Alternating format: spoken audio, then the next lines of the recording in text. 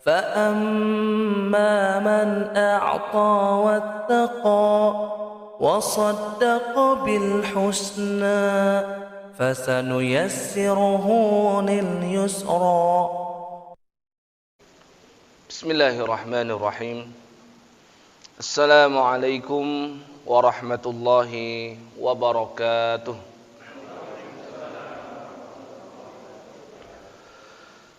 إن الحمد لله نحمده ونستعينه ونستغفره ونعوذ بالله من شرور أنفسنا ومن سيئات أعمالنا. من يهده الله فلا مضل له ومن يضلل فلا هادي له. اللهم صل على محمد وعلى آل محمد كما صليت على إبراهيم وعلى آل إبراهيم إنك حميد مجيد.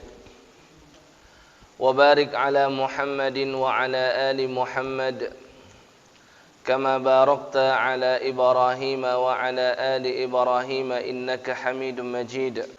اللهم سبحانك لا علم لنا إلا ما علمتنا إنك أنت العليم الحكيم. وعلمنا ما ينفعنا وانفعنا بما علمتنا. ربنا زدنا علما وارزقنا فهما آمين يا رب العالمين. ثم أما بعد. Pada malam hari ini kita akan melanjutkan hadis nomor yang ke-30 ya. Yang mana hadis ini diriwayatkan oleh sahabat Nabi yang bernama Adi bin Hatim radhiyallahu taala anhu, yang mana beliau menceritakan Nabi sallallahu alaihi wasallam pernah bersabda, "Wala yalqayanna Allah ahadukum yaumal qiyamah wa laysa bainahu wa bainahu turjuman yutarjimulah."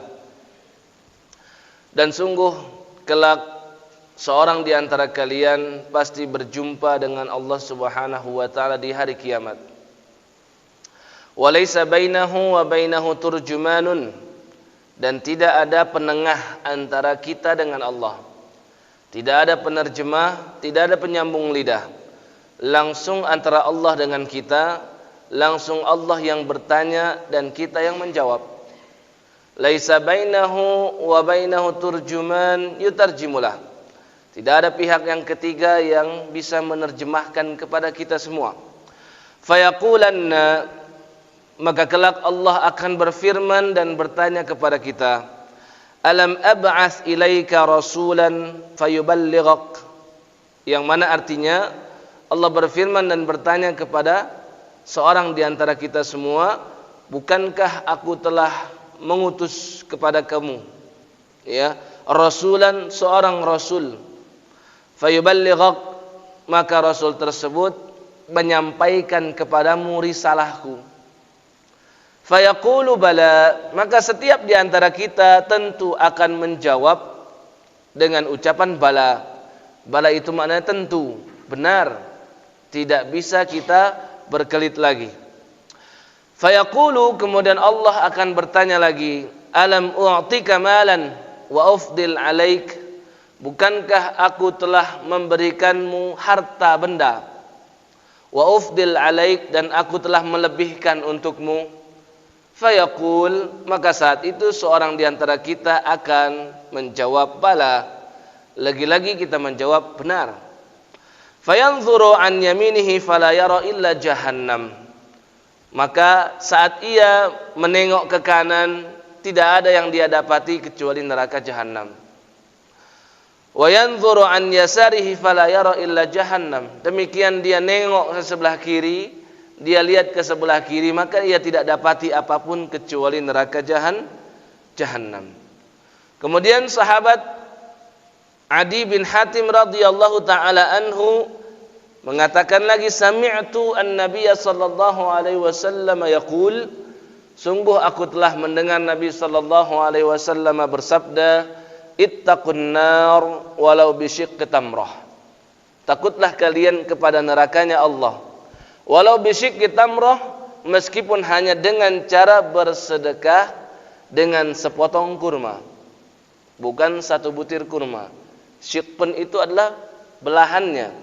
Bisa setengah, bisa seperempat, bisa sepertiga. Pokoknya tidak satu utuh. Ittaqun nar walau bisyiqqi tamrah. Takutlah kalian semua kepada nerakanya Allah walaupun hanya dengan cara bersedekah dengan sepotong kurma. Ya. Faman lam yajid, siapapun yang tidak mendapatkan, yaitu adalah maksudnya tidak mendapatkan sepotong kurma, fabi kalimatin thayyibah, maka hendaklah dia bersedekah dengan cara mengucapkan kalimat yang baik. Ya. Saya ulangi yang bagian kedua. Adi bin Hatim radhiyallahu taala anhu mengatakan Nabi sallallahu alaihi wasallam bersabda, atau aku mendengar Nabi sallallahu alaihi wasallam bersabda, ittaqun nara walau bisyiqqi tamrah. Faman lam yajid bisyiqqi tamrah fa bi kalimatin thayyibah. Takutlah kalian seluruhnya kepada api nerakanya Allah walaupun dengan cara bersedekah hanya dengan sepotong kurma. Faman lam yajid bisyiqqi tamrah, barang siapa yang tidak mendapati walaupun hanya sepotong kurma, fa bi kalimatin thayyibah, maka paling tidak bersedekah dengan cara mengucapkan kata-kata yang baik. Ya.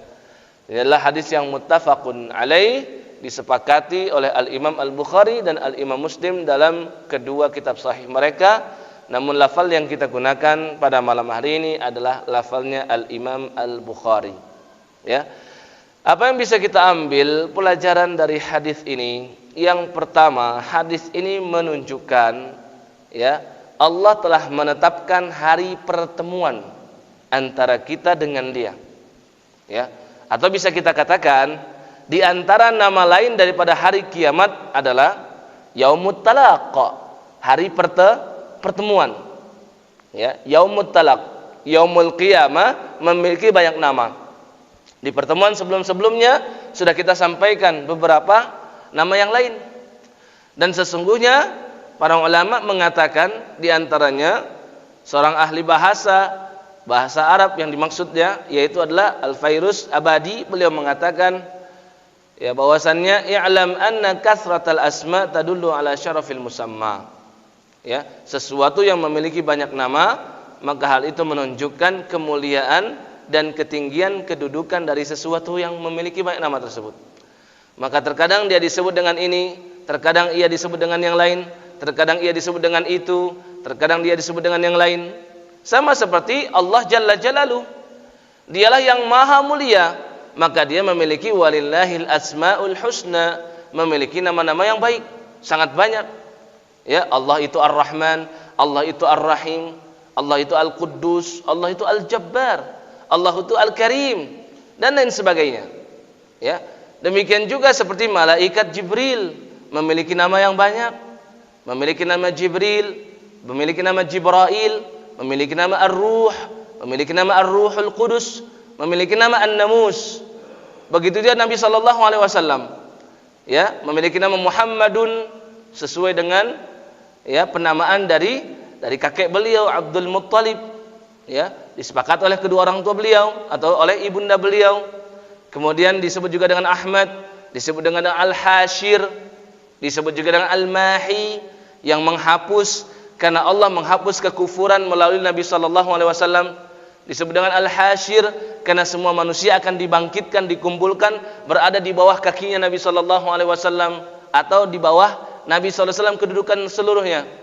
Ya, disebut juga Al-Aqib karena tiada lagi nabi selain Nabi sallallahu alaihi wasallam dan dialah nabi yang terakhir. Terkadang disebut dengan Raufun Rahim dalam Al-Qur'an seperti di surat At-Taubah ayat 28, Raufun Rahim bil mu'minina Raufun Rahim, sangat lembut, sangat kasih terhadap orang-orang beriman. Ini banyak sekali nama untuk beliau, menunjukkan ketinggian dan keluhuran kedudukan Nabi sallallahu alaihi wasallam di atas yang lain. Demikian juga dengan Yaumul Qiyamah.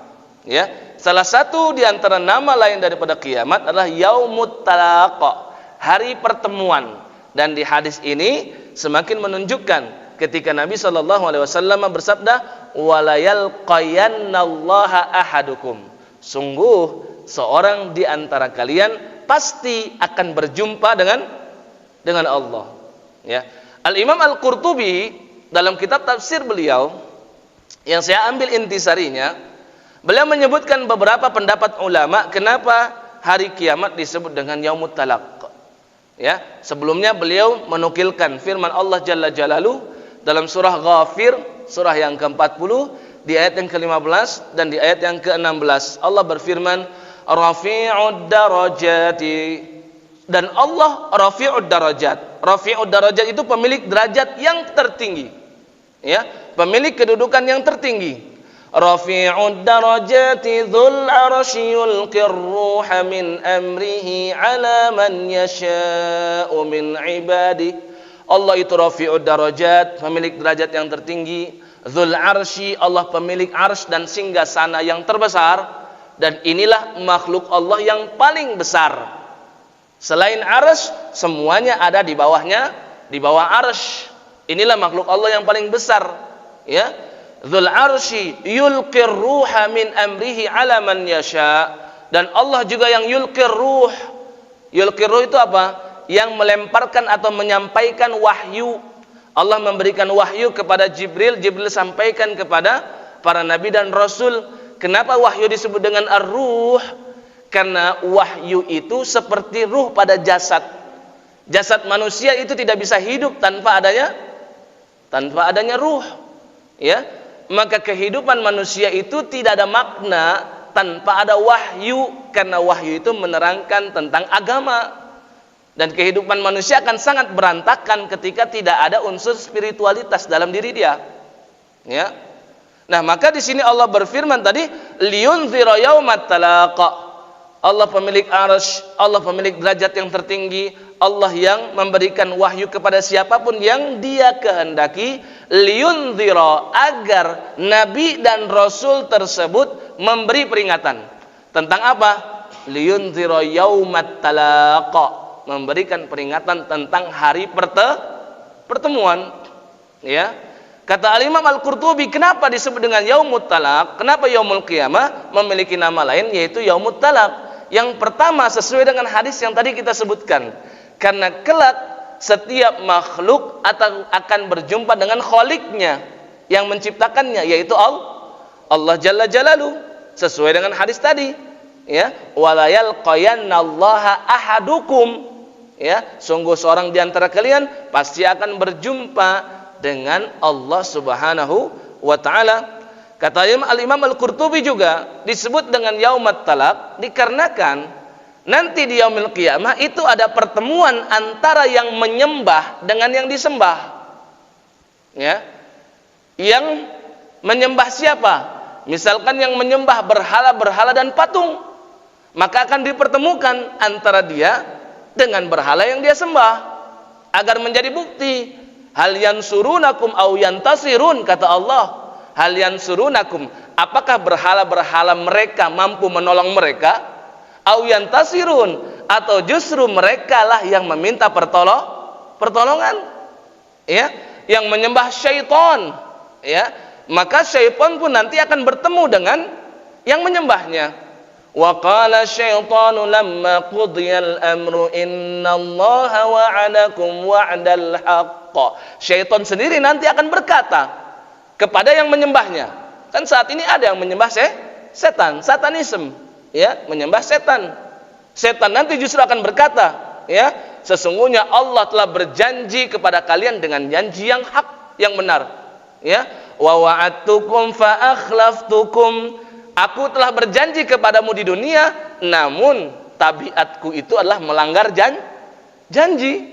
Syaitan sendiri berkata kepada yang menyembahnya, aku tidak bisa menolongmu. Ya, namun syaitan nanti akan berkata kepada dia, aku itu cuma menawarkan kepadamu, membisikkan kepadamu, tapi kamu ikut, mau mendengar bisikan tersebut, maka kamulah yang merugi. Ya, manusia saat itu mengadu kepada Allah, ya Rabb, setan inilah yang menyebabkan aku tersesat. Tapi setan itu justru mengadu balik kepada Allah, aku cuma menawarkan ya Rabb, aku cuma membisikkan ya Rabb, dia mau ikut, maka kesengsaraan bagi dia sendiri. Ya, demikian juga yang menyembah apa? Yang menyembah Nabi Isa. Nanti Nabi Isa juga akan begitu. Ya. A'anta qulta lin-nasi ittakhidhuni wa ummiya ilahaini min dunillah. Wahai Isa, apakah kamu pernah berkata ketika di dunia, ya, ittakhidhuni, jadikanlah aku, wa ummiya, dan ibuku, ilahaini, sebagai dua Tuhan, min dunillah, selain daripada Allah. Yang sekarang lebih buruk lagi, 3 Tuhan. Ya, dalam surah Al-Maidah Allah bertanya, ilahaini, kamu dengan ibumu. Ya, yang menyembah Nabi Isa saat ini lebih buruk, menyembahnya Trinitas 3, Ruhul Kudus ditambahkan. Allah bertanya, apakah kamu memang pernah memerintahkan kaummu untuk menyembahmu dan ibumu selain daripada Allah? Ya, maka Nabi Isa justru berkata, qala subhanaka ma yakunu li an aqula ma laysa li bihaqqa. Maha suci Engkau, tidak mungkin aku mengucapkan apa yang bukan menjadi hakku. Aku itu cuman sebagai apa? Penyambung antara Engkau dengan makhlukmu. Aku menyampaikan wahyumu kepada mereka. Aku memerintahkan mereka untuk menyembahmu saja. Maka Maha Suci Engkau, tidak mungkin aku memerintahkan mereka untuk menyembahku dan ibuku. Ini dipertemukan antara yang menyembah dengan yang disembah. Maka saat itu yang menyembah selain Allah betul-betul merasa rugi sebesar-besarnya. Ya. Kemudian kata Al-Imam Al-Qurtubi juga disebut dengan yaumut talaq dikarenakan ada pertemuan antara yang zalim dengan yang dizalimi. Dipertemukan satu sama lain. Ya. Nabi sallallahu alaihi wasallam pernah ceritakan dan Nabi ilustrasikan, ya, seseorang ada yang membawa kepalanya dengan tangannya mengadu kepada Allah. Ya. Kemudian dia mengatakan, ya Rabb, dialah yang telah membunuhku. Dipertemukan antara yang dibunuh dengan pembunuh. Kenapa? Pengadilan di dunia belum selesai. Kenapa? Pengadilan di dunia cuma di penjara. Kenapa? Pengadilan di dunia penuh dengan kedustaan, kebohongan, dan banyak persaksian palsu.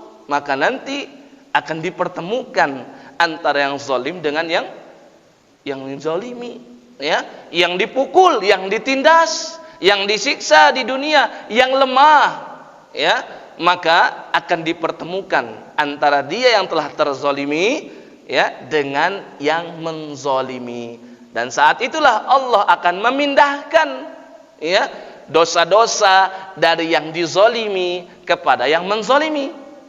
Ketika kapan? Ketika kebaikan-kebaikan yang ada pada yang menzalimi itu sudah habis dan tidak bisa dipindahkan lagi.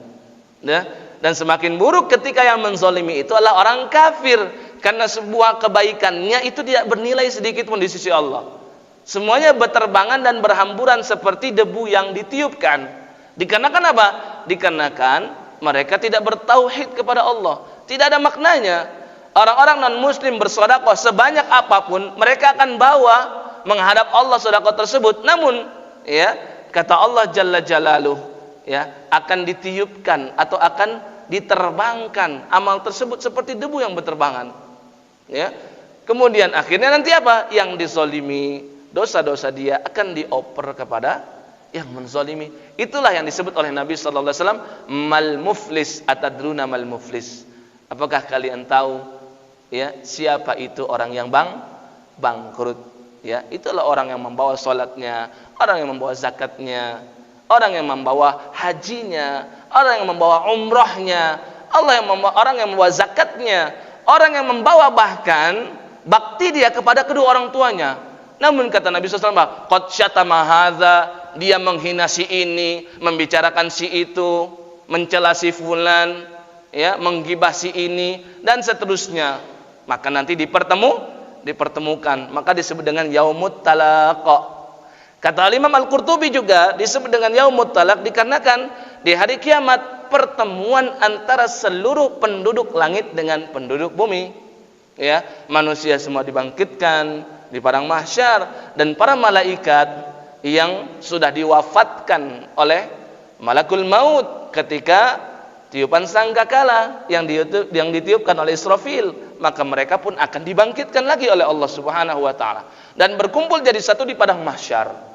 Ya, penduduk langit semuanya berkumpul menjadi satu dengan penduduk bumi di padang mahsyar. Kata Al-Imam Al-Qurtubi juga disebut dengan yaumut talaq karena di hari kiamat itu pertemuan antar manusia dari generasi awal sampai dengan generasi yang terakhir.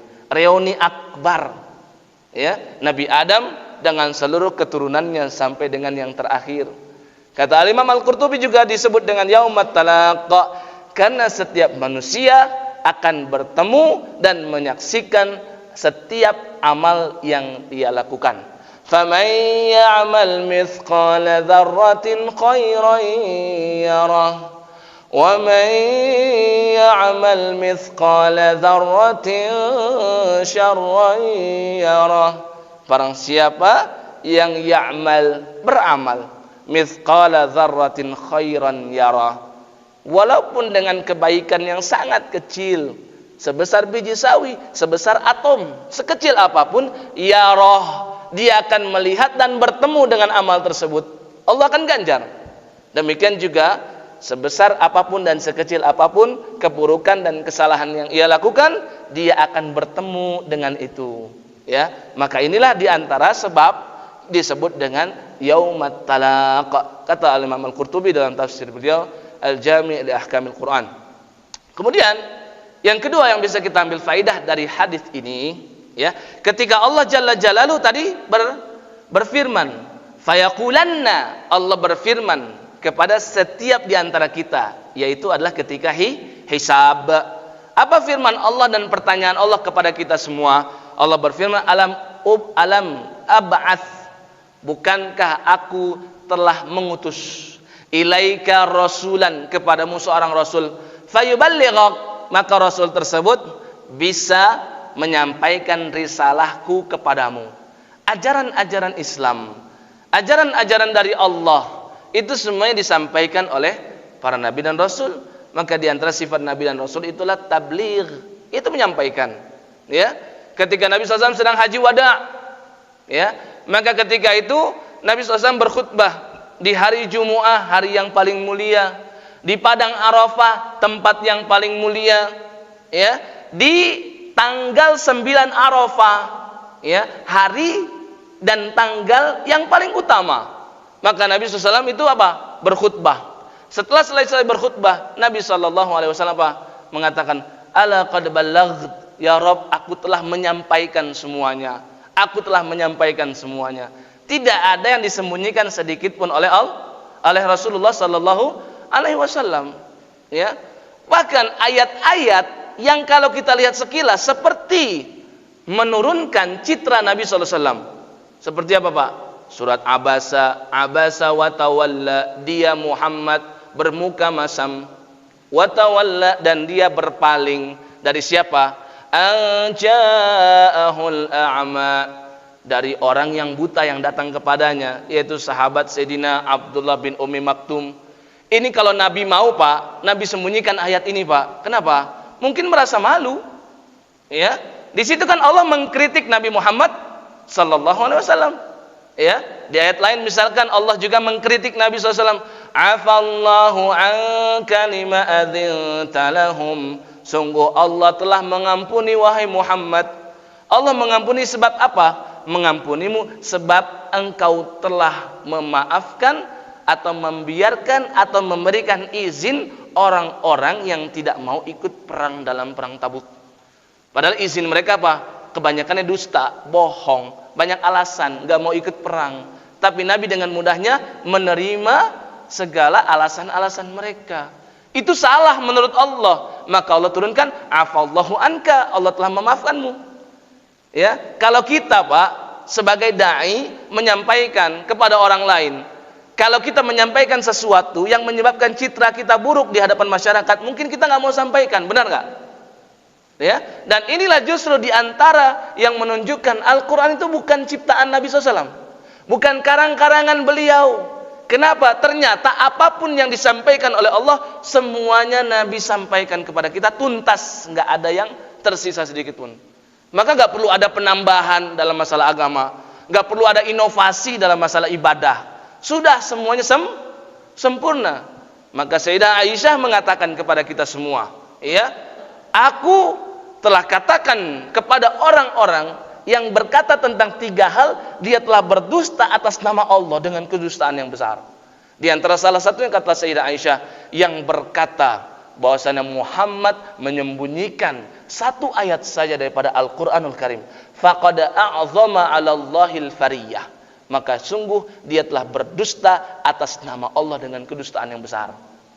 Ya, enggak ada satupun. Jadi rasanya aneh kalau ada kelompok-kelompok yang mengatakan bahwasannya ada ucapan selain Nabi sallallahu alaihi wasallam yang bisa diterima dan maksum, tidak mungkin salah, dan itu bersumber dari wahyu. Seperti orang-orang Rafidhah mengatakan imam-imam mereka itu adalah seperti derajatnya para nabi dan rasul. Maka setiap ucapan dari imam-imam mereka derajatnya sama dengan sabda Nabi Muhammad sallallahu alaihi wasallam. Ya. Iya, Pak. Ya, saya beritahu nih, contohnya nih, Rafidhah nih, uniknya mereka nih ya, anehnya mereka, dan yang paling aneh yang masih mau mengikuti mereka. Ya, mereka itu punya kitab sahih tersendiri, Pak. Ya. Mereka sandingkan ini, bahkan lebih meninggikan ini daripada sahih Al-Imam Al-Bukhari dan Imam Muslim. Para Ahlussunnah wal Jamaah sudah mengatakan tidak ada kitab sahih ya yang lebih tinggi daripada sahih Al-Imam Al-Bukhari setelah Al-Qur'anul Karim. Gak ada lagi. Itu kitab yang paling sahih. Tapi mereka punya namanya kitab Al-Kafi. Ya. Ini hadis-hadis yang bersambung sanadnya menurut mereka kepada imam-imam mereka. Ya. Kan di Indonesia ini kebanyakan Syiah yang sekarang berkembang atau Rafidhah yang berkembang, itu Syiah sektenya Itsna Asyariyah yang mengatakan ada 12 imam yang maksum. Ya, mereka katakan yang pertama Sayyidina Ali bin Abi Thalib radhiyallahu taala anhu. Ya, beliau orang soleh, Pak, orang baik. Tapi mereka jadikan ikon. Kiranya Ahlussunnah wal Jamaah rela enggak Imam Ali bin Abi Thalib dijadikan ikon buat mereka? Tidak rela. Beliau ini menantu Nabi sallallahu alaihi wasallam, orang soleh, dijamin surga, suami daripada Sayyidah Fatimah radhiyallahu taala anha. Pasti beliau masuk surga insya Allah. Tapi dijadikan ikon bagi mereka. Maka setiap ucapan Ali itu dianggap maksum, setara bahkan lebih tinggi daripada ucapan Nabi sallallahu alaihi wasallam. Putra beliau Al Hasan, Al Husain, ini imam yang kedua dan ketiga. Ya, putranya Al Husain namanya Ali juga, Ali bin Al Husain bin Ali bin Abi Thalib, mereka anggap imam juga padahal orang soleh juga. Ya, Muhammad Al Baqir, Muhammad anaknya si Ali. Ya, Muhammad anaknya si Ali, Ali yang dimaksud anaknya Al Husain, dan Husain anaknya Ali. Ini contoh beberapa imam yang menurut mereka semua ucapan dari mereka itu senilai bahkan lebih tinggi daripada sabda Nabi SAW. Maka nggak bisa dibantah. Di antara contohnya apa, Pak? Ada di dalam kitab Al-Kafi. Di situ dikatakan hadis nih, ini hadis kata mereka, bukan hadis menurut Ahlussunnah wal Jamaah. La imana liman la taqiyatalah. Ya. Saya nggak pernah temukan ada agama selain agama Islam. Bahkan seluruh agama semuanya mengajarkan kejujuran. Nggak ada satupun agama yang mengajarkan kebohongan kecuali satu ini. Agama Syiah. Saya katakan agama, kenapa? Karena bukan Islam, Rafidhah. Ya, kata mereka apa? Tidak ada keimanan bagi yang tidak bertakiyah. Takiyah itu apa, Pak? Takiyah itu dusta. Ya. Karena merasa terancam dirinya dan agamanya, mereka berdusta. Karena saat ini masih minoritas. Kalau ditanya, kamu Syiah nggak mau ngaku. Nanti ketika sudah berkembang, sudah memiliki kekuatan, baru mereka tampakkan dirinya adalah Syi'i. Agama Syiah. Saya nggak pernah temukan di Nasrani aja nggak ada. Kebohongan itu tetaplah kemaksiatan di dalam agama Nasrani. Di ajaran-ajaran agama lain nggak ada yang menganjurkan kebohongan. Cuma di Rafidhah ini saja, bahkan ada hadisnya, la imana, bahkan tidak ada keimanan bagi yang tidak bertakiyah. Maka para ulama Ahlussunnah wal Jamaah selalu mengatakan yang paling sulit itu bukan mengalahkan pendeta, bukan mengalahkan hibernya Yahud, ya rahib-rahibnya Yahudi atau rahib Nasrani, bukan mengalahkan ulama-ulama dari agama-agama lain. Yang paling sulit itu membantah dan mengalahkan ulama-ulamanya Rafidhah. Kenapa? Mereka suka ngibul. Iya. Nanti kalau dikasih buktinya, ini hadisnya nih, rujukan kamu, nanti berkelit alasannya apa lagi, macam-macam. Karena bagi mereka taqiyah adalah ibadah. Ya, aneh nggak kira-kira Pak? Aneh nggak? Ya, ada ibadah namanya bohong. Maka yang suka nyebarin berita hoax, yang suka nyebarin berita palsu, hadis palsu, itu kemungkinan besar memang orang-orang Rafidhah. Karena bagi mereka itu adalah ibadah. Ya, yang paling aneh itu Pak, yang masih ngikut, yang masih mau menjadi pengikutnya Rafidhah, itu paling aneh. Ya. Nah, kita kembali tadi, ya, bahwasannya Allah Jalla Jalaluhu berfirman, fayaqulanna, ya, bukankah aku telah mengutus kepadamu seorang rasul, ya, yang mengajarkan kepadamu, mengajarkan risalahku, kata Allah, dan seterusnya, dan kita jawab iya. Dan juga Allah berfirman, ya, aku telah begini begitu. Ini namanya adalah yaumul hisab, ketika Allah menghisab hamba-hambanya. Allah sebutkan, dan kenapa Allah awali dengan menyebutkan nikmatnya dulu, baru bertanya dan mempertanggungjawabkan. Ya, kan ada dalam hadis Nabi SAW itu bermacam-macam tentang awal yang pertama kali dihisab. Contohnya Nabi pernah bersabda, ya, inna awwala ma yuhasabu bihil abdu yaumal qiyamati min amali salatuhu, yang paling pertama dihisab oleh Allah pada hari kiamat, ya, dari hambanya, ya, dan itu diantara seluruh amal-amal dia adalah salat.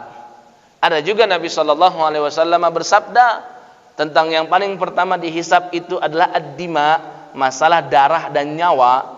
Ada juga Nabi SAW bersabda tentang yang paling pertama dihisab ketika Allah berfirman kepada hambanya, alam nusihha laka jismak wa nurwika minal ma'i barid, bukankah aku telah menyehatkan tubuhmu, menjadikan tubuhmu sehat walafiat, dan jasmanimu juga, ya, dan aku telah berikan kamu air yang sejuk.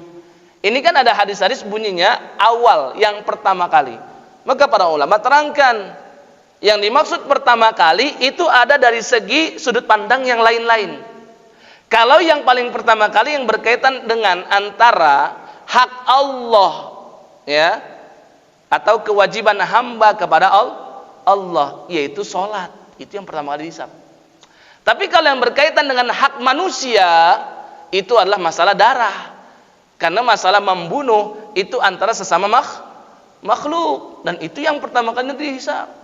Ya, sedangkan yang pertama kali dihisab yang berurusan berkaitan dengan rasa syukur kepada Allah atas nikmat-nikmatnya yang tadi, yaitu ketika Allah sudah menyehatkan tubuh kita, nanti ditanya digunakan untuk apa. Nah, maka yang tadi kita terangkan di dalam hadis, Nabi SAW bersabda, Allah akan berfirman, alam u'tika malan. Nah, di sini kan Allah sengaja membuka awalnya dengan berbagai nikmat yang Allah berikan. Apa tujuannya? Tujuannya agar ketika nanti ditanya tentang amal yang buruk, agar nanti ketika ditanya kenapa tidak beriman dan seterusnya, dia tidak bisa lagi berdalih dan beralasan. Karena semuanya sudah Allah sediakan alasan-alasannya. Ya, Allah berfirman, "Qul falillahil hujjatul balighah." Katakanlah wahai Muhammad, falillahil hujjatul balighah. Alasan yang terberat, alasan yang terbaik, alasan yang paling mampu mengalahkan alasan-alasan yang lain, itu adalah alasannya milik Allah. Ketika nanti ada orang yang tidak beriman, nanti Allah akan tanya, bukankah sudah aku berikan Rasul? Bukankah sudah aku berikan kitab-kitab? Bukankah aku sudah berikan tanda-tanda kebesaranku, sehingga melalui itu kamu seharusnya beriman? Ya, bagi yang tidak mau beribadah dengan alasan apa? Berpenyakit, maka Allah berikan alasan-alasan yang lain sebelumnya. Allah sebutkan berbagai nikmatnya terlebih dahulu kepada hamba-hambanya, baru setelah itu Allah tanyakan kepada dia. Di antara yang menunjukkan ini juga hadis Nabi yang lain tentang 3 golongan yang paling pertama dihisab. 3 golongan yang paling pertama dihisab. Yang pertama, rajulun ustushhid, seseorang yang mati syahid. Ya. Yang kedua, kata Nabi sallallahu alaihi wasallam, itu al-alim atau al-qari, alim ulama atau orang yang menghafal Quran, ahli Quran. Dan yang ketiga adalah siapa? Orang yang karim, orang yang dermawan. Maka ketika dihadapkan kepada Allah Jalla Jalaluh, Allah sebutkan itu berbagai kenikmatannya. Ya, kamu sudah aku berikan kekuatan fisik yang bagus, ya, harta juga yang banyak sehingga kamu mampu untuk berjihad. Maka Allah tanya, apa yang sudah kamu lakukan? Maka dia akan menjawab, ya, aku telah berjuang, qataltu fika, aku telah berperang di jalanmu ya Rabb. Dan seterusnya. Maka Allah jawab, kadzabta, kamu bohong, kamu dusta. Kamu berjihad agar dikatakan kamu itu kuat, kamu itu pemberani, kamu itu pahlawan. Wa qad qil, dan semua itu sudah kamu dapatkan di dunia. Kamu sudah dianggap pahlawan, kamu sudah dianggap prajurit yang tangguh, kamu sudah dianggap kuat, kamu sudah dianggap pemberani oleh manusia, dan Allah berikan sesuai dengan niat dia. Maka ada nggak bagian dari Allah setelahnya? Sudah nggak ada, karena sudah Allah berikan sepenuhnya, karena memang niat dia ingin seperti itu. Ya, jadi awalnya Allah sebutkan dulu berbagai nikmatnya. Begitu juga dengan al-alim, ya, para alim ulama, para penghafal Quran dan ahli Quran, Allah akan sebutkan dulu. Ya, kamu sudah diberikan hafalan yang kuat, daya ingat yang bagus, kamu sudah diberikan kecerdasan, kamu sudah dimudahkan untuk menuntut ilmu, dan seterusnya. Allah sebutkan dulu tuh semua nikmat-nikmatnya. Baru setelah itu Allah tanya, apa yang kamu gunakan dengan itu semua? Ya, maka dia berkata, aku menghafal Quran, ya, aku membaca Al-Quran pagi, siang, malam. Ya, alim ulama juga begitu, aku mengajarkan apa yang aku punya. Ya, semuanya itu ikhlas untukmu. Tapi Allah jawab, Allah bantah, kadzabta, kamu bohong, kamu dusta. Ini yang paling pertama-tama dihisab, kata Nabi SAW. Kamu melakukan itu dikarenakan agar dikatakan kamu itu alim, dai kondang, ustadz yang tenar, ustadz terkenal, ya, kiai yang bagus, dan seterusnya. Kamu juga dikatakan agar qori, hafalannya bagus, luar biasa bacaannya, seperti syekh ini, syekh fulan, seperti imam Masjidil Haram, seperti ini, agar mendapatkan pujian-pujian. Wa qad qil, kata Allah dalam firman-Nya, dan kamu sudah dikatakan seperti itu di dunia. Kamu sudah dapatkan pujian-pujian itu semua. Maka ada nggak bagian lagi di akhirat? Sudah nggak ada bagian lagi. Demikian juga yang dermawan, Allah sebutkan dulu tuh kebaikan-kebaikan yang Allah berikan kepada dia. Allah luaskan hartanya, Allah mudahkan bisnisnya, Allah naikkan itu, Allah jadikan jabatannya, ya, cepat untuk menanjak, cepat promosinya, dan seterusnya. Baru setelah itu Allah tanya, apa yang sudah kamu lakukan dengan hartamu? Maka dia mengatakan, aku berinfak di jalanmu. Namun Allah bantah, kadzabta, kamu dusta, kamu bohong. Kamu suka supaya dikatakan dermawan, dan seterusnya. Nah, ini diantara yang menunjukkan bahwasannya ada amal-amal yang paling pertama ditanya, dan juga ada golongan orang-orang yang paling pertama ditanya. Dan sesuai dengan hadis yang tadi kita sampaikan. Oleh karenanya Bapak Ibu sekalian, kenapa orang kaya itu paling lambat hisabnya? Kenapa? Karena itu tadi Allah sebutkan dulu nikmatnya yang banyak. Ya. Dan Nabi sampaikan, la tazulu qadama bani Adam, tidak akan beranjak kedua kaki anak cucu Adam. Min indi rabbih, dari sisi Rabbnya, hatta yus'al an khams, sampai ditanya tentang 5 hal. Di antaranya apa? Tentang harta, 2 pertanyaannya. Min aina iktasabah wa fima anfaqah, dari mana kamu dapat dan kamu gunakan untuk apa? Maka yang hartanya banyak itu hisabnya panjang. Maka Nabi pernah terangkan itu supaya kita selalu positive thinking. Ya, yang banyak harta, positive thinkingnya bisa digunakan untuk berinfak di jalan Allah, bisa digunakan untuk amal jariah, bisa digunakan untuk menafkahi keluarga. Yang kata Nabi SAW, 1 dinar untuk keluarga, 1 dinar untuk berjihad, 1 dinar untuk infak di jalan Allah, 1 dinar untuk ini, yang terbesar pahalanya 1 dinar untuk keluarga.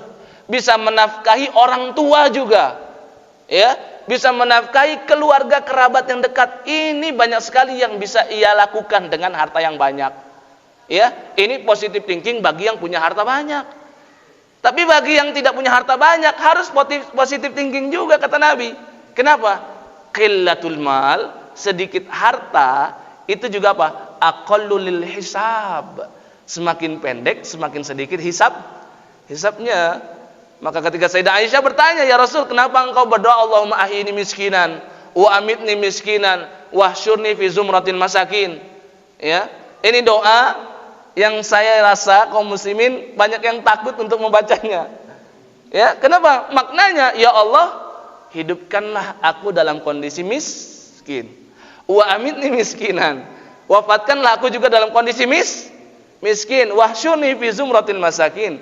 Dan bangkitkanlah aku bersama dengan orang-orang miskin. Ada yang berani Pak doa ini? Ba'da sholat, ya, antara azan iqamat, ya, waktu-waktu mustajab, sepertiga malam terakhir doanya kayak gini Pak, ada? Ya, Nabi baca seperti itu. Maka Sayyidah Aisyah bertanya, 5 ya Rasulullah, kenapa sih engkau doa kayak gitu ya Rasul? Ya kan nanti resikonya istrinya juga jadi miskin juga kan. Ya, maka Nabi SAW sampaikan, nah ini bagi orang-orang yang tidak banyak hartanya, positive thinking saja. Kata Nabi SAW, innahum yadkhulunal jannah qabla aghniyaihim bi arba'ina kharifan. Orang-orang miskin lebih awal masuk surganya 40 tahun sebelum orang-orang kaya. Dan satu hari senilai dengan 1000 tahun. Ini positive thinking bagi yang gak banyak hartanya. Ya, jelas nggak? Ya, karena setiap yang Allah tetapkan itu selalu baik. Yang terakhir, yang bisa kita ambil faidah dari hadis ini, ketika Nabi sampaikan ittaqun nar walau bisyikki tamroh. Nih, perhatikan betul-betul keutamaan bersedekah. Ya, takutlah kamu kepada api nerakanya Allah. Ya, walaupun hanya bersedekah sepotong kurma. Tahu nggak hadis ini kenapa bisa keluar? Ya, Sayyidah Aisyah itu pernah ketika di rumah sendirian, datang seorang ibu dengan 2 putrinya meminta sedekah. Sayyidah Aisyah cari-cari di rumahnya Pak. Ya, tahu nggak? Di rumah Nabi itu cuma ada sebutir kurma Pak, bayangkan. Ya, bayangkan. Saya kan suka sedih kalau ingat hadis ini ya. Di rumah kita tuh banyak makan, variatif makanan kita. Sayyidah Aisyah ceritakan, datang itu seorang ibu dengan 2 putrinya. Aku cari-cari makanan apa yang bisa aku berikan kepada dia sebagai infak. Cuma temukan 1 butir kurma Pak. Bukan beliau belit, memang nggak ada lagi yang lain. Ya, diberikan kepada ibu tersebut. Maka ibu tersebut apa yang dia lakukan? Dia belah kurma itu, ya, dibagi 2, bukan dibagi 3. 1 untuk putri yang satu lagi untuk putri yang lain. Ya, maka Sayyidah Aisyah terkesan sekali itu dengan kasih sayang ibu sampai seperti itu. Karena apalagi Sayyidah Aisyah itu kan bukan seorang ibu Pak. Beliau tidak punya putra dan tidak punya putri. Ya, maka setelah selesai, baginda Nabi SAW baru sampai datang ke rumah. Sayyidah Aisyah ceritakan itu kisah tadi. Ya, maka Nabi sampaikan itu tadi. Ya Aisyah la taruddi al-masakin. Wahai Aisyah, mulai saat ini jangan lagi kamu tolak orang-orang miskin. Pokoknya ada orang miskin minta kasih. Ya, maka Nabi keluarkan tadi, ittaqun nar walau bisyikki tamrah. Ya, walaupun yang kita punya cuma sepotong kurma, bukan 1 butir utuh. 1 butir aja orang nggak kenyang Pak. 1 butir kurma aja orang banyak meremehkan. Ya, kata Nabi SAW, masih lebih baik memberikan sepotong, setengahnya saja, sepertiganya, atau 1 butir dibagi 4 orang. Jika memang tidak ada lagi yang lain. Dan itu bagian kita untuk menghindari diri kita dari api neraka. Karena harta yang kita punya dimakan hanya akan jadi kotoran. Disimpan cuma jadi rebutan Pak. Ya enggak? Kita simpan begitu lama. Nanti yang berebutan siapa? Ahli waris. Dihamburkan, ya, akan menjadi penyesalan. Dan ketika disedekahkan, itulah yang menjadi keberkahan. Ya, padamkanlah amarah Allah dengan bersedekah. Nabi yang sampaikan seperti itu. Ya, padamkanlah amarah Allah dengan bersedekah. Dan sesungguhnya Allah memiliki pintu-pintu surga, ada 8 buah. Di antaranya apa?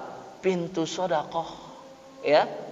Kata Nabi SAW, yang anfaqa zaujaini fi sabilillah, yang berinfak dengan 2 pasang harta yang dia punya di jalan Allah, maka dia nanti akan dikatakan di hari kiamat, ya Abdallah, wahai hamba Allah, inilah kebaikan yang kamu lakukan. Barang siapa yang suka sholat, maka masuk surga dari pintu sholat. Dan Nabi sampaikan, yang suka bersedekah, ya, akan dipanggil dari pintu sedekah. Ya, hadis ini menunjukkan keutamaan bersedekah. Dan ketika tidak punya juga, maka fabi kalimatin thayyibah. Allah masih berikan wasilah-wasilah lain yang bisa kita lakukan. Kenapa? Bagi orang miskin, sedekah mereka adalah dengan zikir. Kalimat thayyibah, ucapan yang baik itu zikir yang dimaksud. Ya. Perbanyak istighfar. Kata Nabi SAW, man lazimal istighfar, barang siapa yang selalu mendawamkan istighfar, istighfar terus. Apa yang terjadi? Ja'alallahu lahu min kulli dhiqin makhraja wa min kulli hammin faraja wa razaqahu min haitsu la yahtasib. Ya, yang suka beristighfar terus, maka segala kesulitan akan Allah berikan solusinya, masalah akan Allah berikan solusinya, dan dia akan diberikan rezeki dari arah yang tidak disangka-sangka. Ya, kalimat thayyibah dengan bersolawat, kalimat thayyibah dengan memperbanyak tasbih, tahmid, takbir, ya, dengan kalimat tauhid, afdaluz zikri, la ilaha illallah. Itu kalimat thayyibah semua. Semua bisa bersedekah. Tidak punya harta, maka bersedekah dengan lisannya. Ya, Allahu a'lam bishawab.